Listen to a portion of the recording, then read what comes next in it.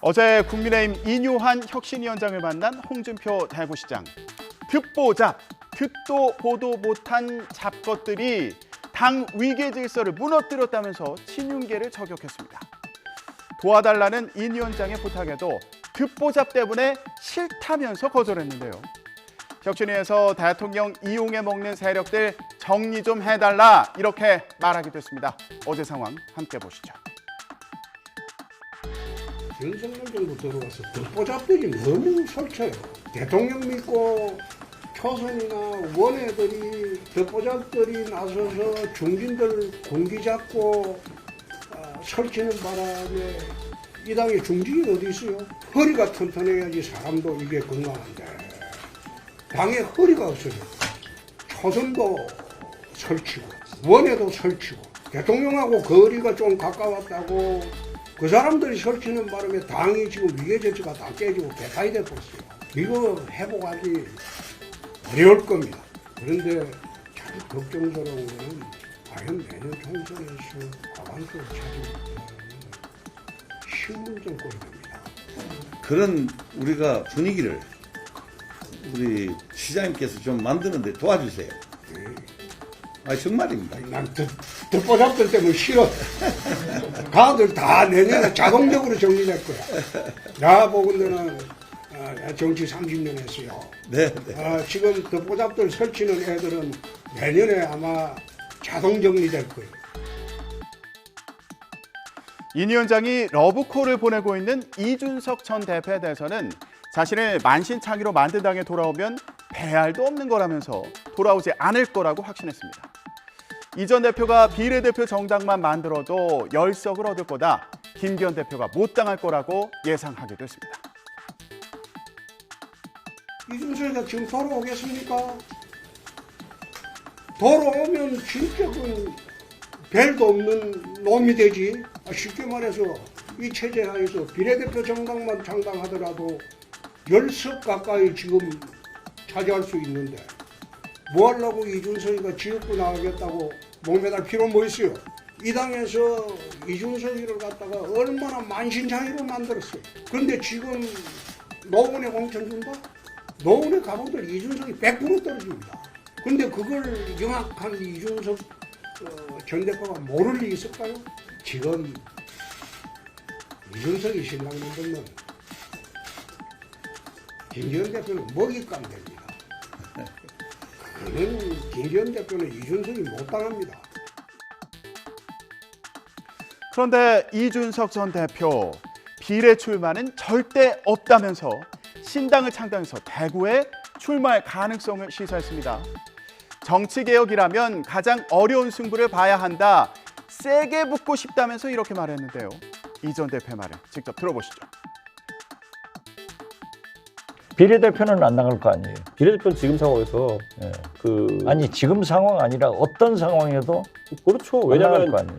제 입장에서는 당의 크기를 키워야 되는 입장에서 돌격 앞으로 해야 되는 상황에서 돌격 뒤로 갈 수는 없잖아요. 그렇죠. 네, 그렇기 때문에 거기서 세게 붙겠다는 게 무조건 의지이기 때문에 그럼. 지역구나 이런 것들도 어떤 의미가 있느냐를 봐야 되거든요. 정치 개혁이라고 한다면은 저는 가장 어려운 승부를 봐야 된다고 생각해서 가장 어렵게 붙어야 된다고 생각합니다.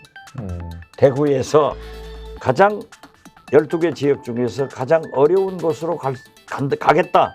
그러니까 이게 비례대표는 절대 안 간다. 이거 그러니까 아니에요. 국민의힘으로서 어려운 것과 무소속으로 어려운 것과 신당으로서 어려운 것은 차원이 다른 얘기거든요. 다들. 그렇겠죠. 그 상황에 맞게 저는 다 고를 겁니다. 민주당에서는 이재명 대표를 향한 험지 출마 요구가 나왔죠. 이런 가운데 이 대표가 직접 인재위원장을 맡기로 했습니다. 내년 총선 승리를 위해서 당대표가 책임지고 직접 인재 발굴과 영입, 양성 등의 업무를 챙기기로 한 겁니다. 과거 인재위원회는 주로 외부 신진 인사 영입에 주력했지만 이번에는 당 내부 인재 및 당무에 참여한 정무 경력이 있는 외부 인사분들을 포함해 발탁할 계획입니다. 따라서 명칭 또한 인재영입위원회가 아닌 인재위원회가 된 것입니다. 인선 기준이 어떻게 될까요? 지금 우리 경제 민생 상황이 매우 어렵고 경제 회복, 민생 회복이 핵심적인 과제이기 때문에 미래 과학 기술 또 경제 회생에 도움이 되는 훌륭한 인재를 최우선적으로 우리가 발굴해야 되지 않을까 생각합니다. 외부 인사가 아니라 당 내부 인사를 중심에 두신 이유가 있을까요? 내부 인사를 중심에 둔 건 아닙니다. 대표님 혹시 그 여야가 지금 혁신 경쟁 좀 불붙고 있는데 대표님 험지 출마 가능성을 좀 어떻게 봐야 될까요? 이런 구상에 대해서 일부에서는 친명 체제를 강화하려는 거 아니냐는 시각도 있습니다. 총선 기획단을 두고도 친명 기획단이다 이런 비판이 있었는데 이번엔 친명계 인사들 공천을 위해서 이 대표 스스로 인재위원장에 셀프 임명한 거 아니냐는 겁니다. 이런 상황에서 어제 민주당이 의원 전원을 상대로 내년 총선 불출마 여부를 묻는 공문을 보냈습니다. 민주당은 총선 출마 의사가 없는 의원들은 현역 평가 대상에서 제외하기 위해서 출마 여부 확인을 요청한 거라는데요. 하지만 일부에서는 비명계 불출마를 종용하는 거 아니냐 이런 해석도 나와서 앞으로 계파 사이의 갈등이 더 심해질 것으로 보입니다.